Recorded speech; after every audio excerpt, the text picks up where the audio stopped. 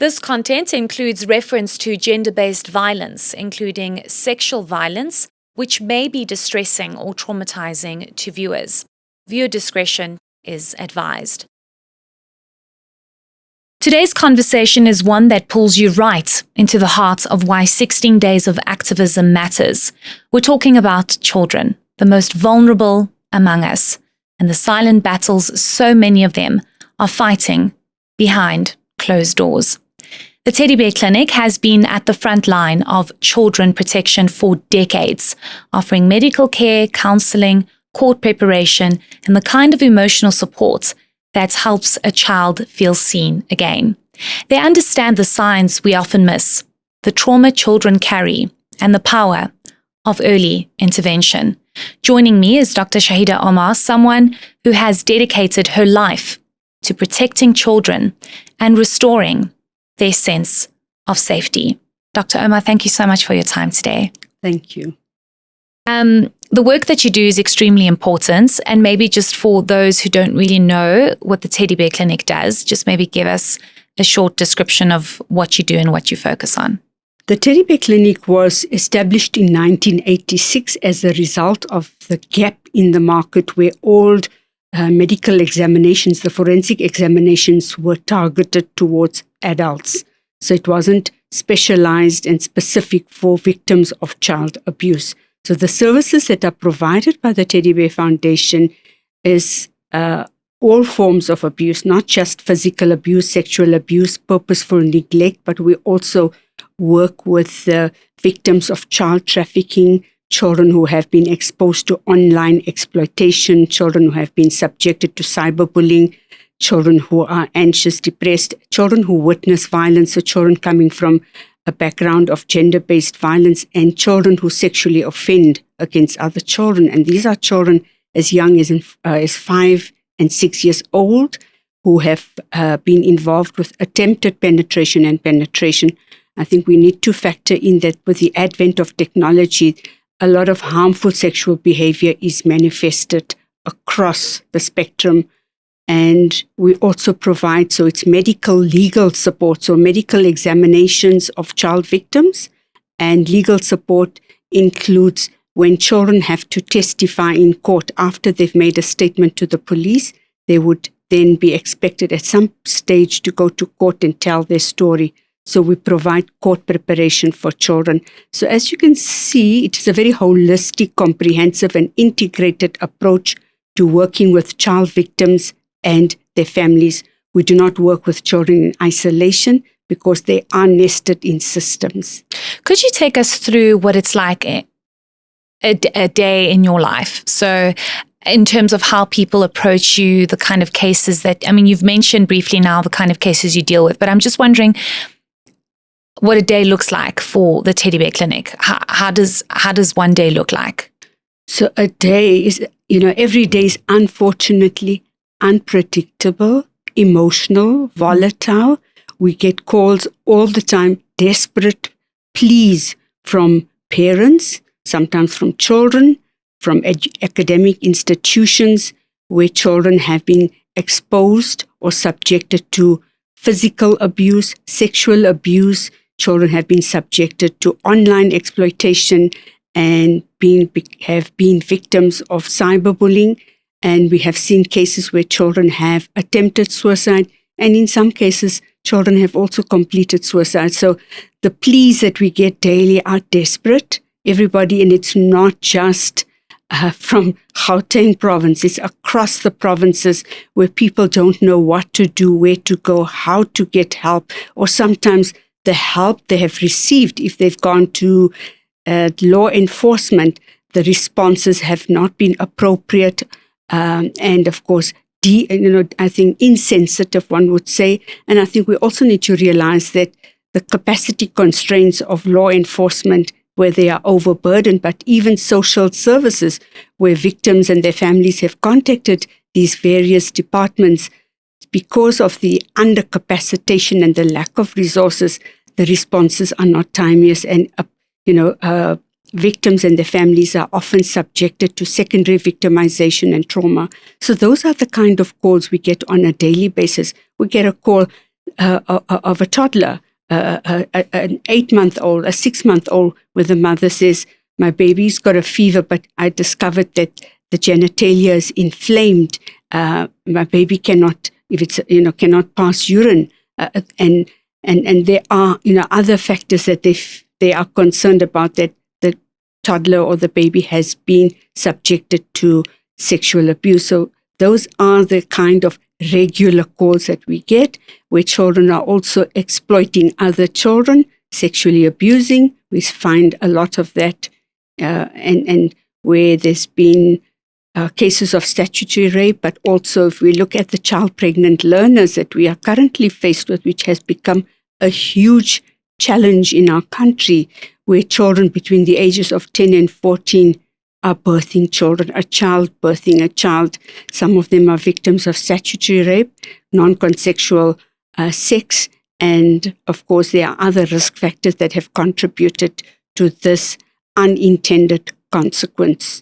With the increase of the use of social media, are you seeing more and more cases emanating from the use of social media and cyberbullying?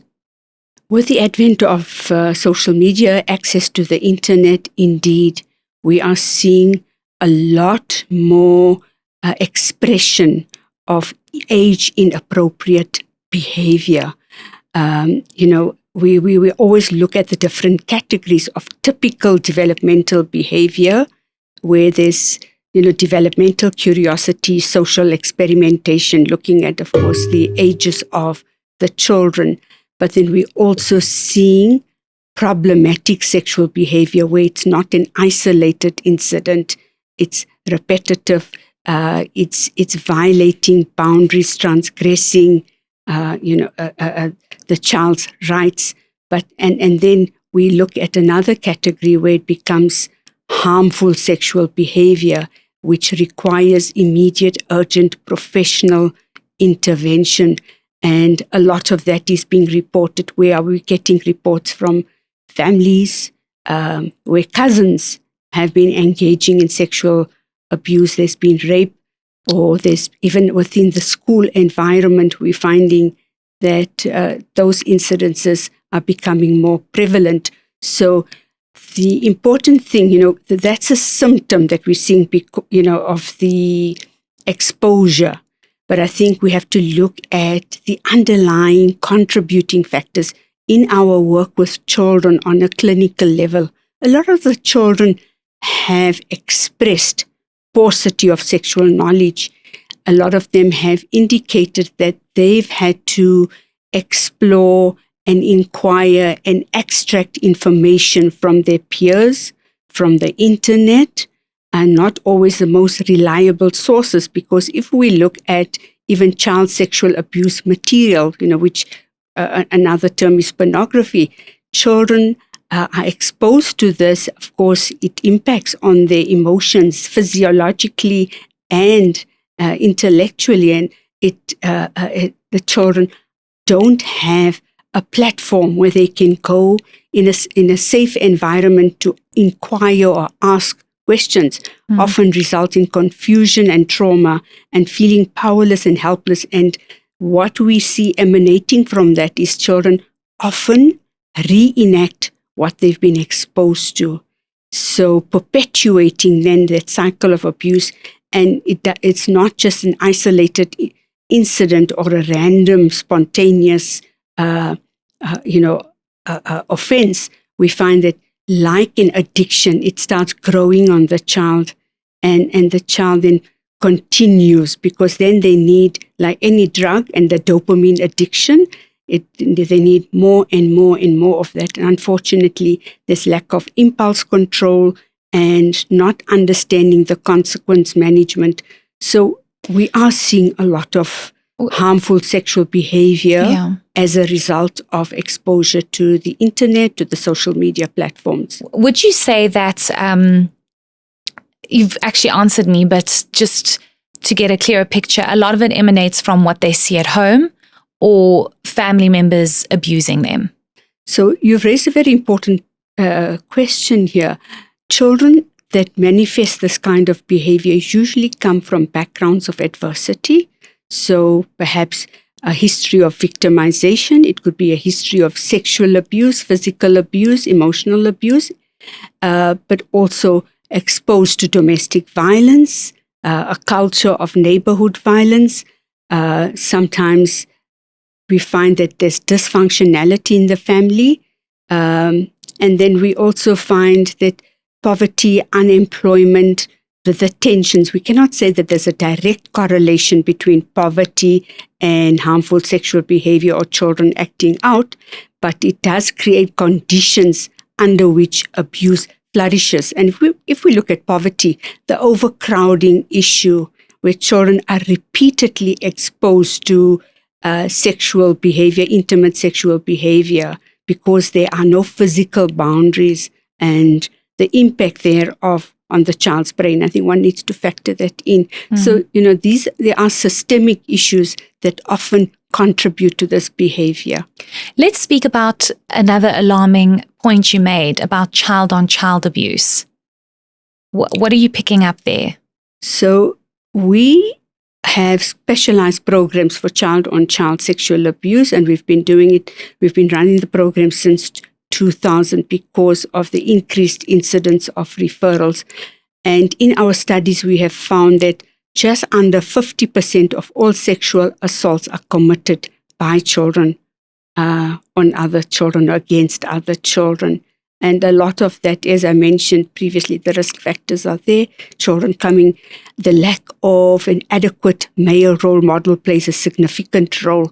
So, whilst there may be paternal presence in the child's life, that adult male role model may not be emotionally available and accessible to the child, and that could impact negatively on the well-being of the child. So that's another huge factor that contributes to the kind of concerning and alarming behavior that we are currently faced with. Are you picking up that things are getting worse and not better? So the answer to that is a both and, a yes and no. I think if we cast our minds to 1999, programs like this were not available. Awareness programs were not as prevalent, and I think the platforms available to reach out for help and to provide specialized services were not available. As we speak now, a lot of that is more easily accessible and available, not only to children, but to families as well. And a lot more of artificial intelligence is coming into play where children can feel safe to reach out to chatbots and not feel or experience stigmatization or being labeled. So a lot more programs are made available, the interventions. And if we just cast our mind at the Teddy Bear Foundation on the specific program, which we have coined the phrase as SPARK, Support Program for Abuse Reactive Children, we have conducted 2 independent evaluation studies, and both of them have been overwhelmingly positive that children who have engaged with this program, where they've received intervention, rehabilitation, and reintegration, have actually not reoffended. So the recidivism rate is very positive. Would you say that you need more resources or capacity to help more children or help people that are affected, especially children? Absolutely. Capacity constraints are a reality that we have to deal with on a daily basis. Requiring more mental health professionals, more officers, requiring funding certainly is one of the key factors here, because the requests or the demands exceed what we can deliver.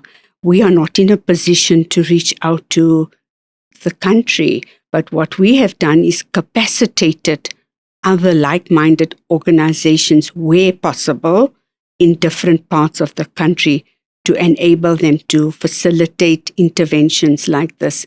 But the reality is that underprivileged, disadvantaged communities and the rural communities are in dire need. and they continue to suffer. And then we see the perpetuation of the cycle of violence and, of course, intergenerational patterns of violence. Having been in this space for so long, why do you think abuse against children specifically is so bad in South Africa? Why would anyone want to harm a child? Well, we know, if we just look at the dynamic of power between an adult or an older person and a child, physically, the older person is definitely larger in life, but even psychologically, the power that older person holds over a child certainly leaves the child feeling powerless, helpless, more vulnerable.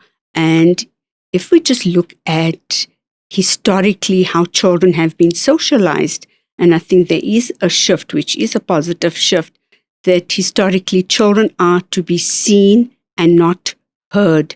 Children were not allowed to express or articulate or even make disclosures, whereas with our awareness campaigns and our safe outreach that we go into schools, making children aware of their rights and responsibilities, understanding what is acceptable behaviors, what is not acceptable behaviors, but also making them realize that should they be hurt, it's not their fault, and making them also understand that there are pathways that where they can get or access help, that it's okay to report abuse, to reach out, that it's seen as a strength and not a weakness. So it's just understanding why children do not tell. Often they do not tell because they are not believed. If we go back to the late 1980s, children's evidence was discredited. Children were not believed. And often they are single witnesses. There's no corroborating evidence or collateral sources to support the child. So, and many children are always not in a position to give a clear, coherent account. So I think those are some of the challenges that we faced.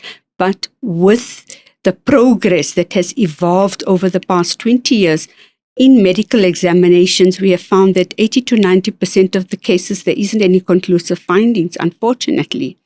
However, we now have a platform where children can be referred for forensic assessments, which are conducted by a qualified social worker or psychologist, using specific methods, tools, and techniques to ascertain the veracity and credibility of the child, to ensure that the child can distinguish between a truth and a lie. And that individual acts as a consultant of the court, compiling a report where he or she is then subpoenaed to court, speaking to the clinical findings and observations. So with that kind of opportunity created, a lot more perpetrators are held accountable and brought to book. And that has certainly created an opportunity to, see justice being dealt with and getting more convictions or successful convictions. Would you say, looking at the picture holistically, that things will eventually get better? Is there hope? Well, I think the most important thing here is if we do not have hope, we cannot continue. And if we just look at last year, November 2024, where it was the first ministerial delegation for ending violence against children was hosted in Bogota, Colombia, and South Africa was part of that ministerial delegation addressing the call to action, where children's dialogues were held nationally within South Africa and pledges were made, so a call to action, and there's been a follow-through on that, listening to children's voices, so hearing them. We know hurt children hurt others, but we also know our approach has been, that children have been hurt and not heard. And for the first time, we are seeing that more and more children's platforms are created and child rights-based campaigns and children's rights are being enshrined and upheld to ensure that that they assist us and navigate the way forward, because they are the victims, they are the experts in guiding us. But I also want to just bring to your attention, why have children's voices for so long not been heard? I think often we conflate violence against women and violence against children. So often the narratives of violence against women overshadow the narrative of children, and we cannot dilute the two. We need to separate it. Yes, there's strong intersectionality, but at the same time, we need to give children the platform they deserve. Absolutely. Thank you so much, Dr. Omar. I appreciate it. Appreciate your insights and all the work that you do. I know it's not easy. The question is, are you okay with everything that you hear and deal with? I think we take one day at a time, and we're grateful for every child that comes back with a smile, and it's about making that difference. It's that fish philosophy. You know, we cannot change everything overnight, but it's one step at a time, one child at a time. Absolutely. And we really do appreciate all the work that you do and the many lives that you change. Thank you so much, Dr. Omar. Thank you. Thank you. Report any form of gender-based violence to your nearest police station or call 0800 10 111. For more information, go to enca.com or reach out to any of the organizations we've spoken to in this series.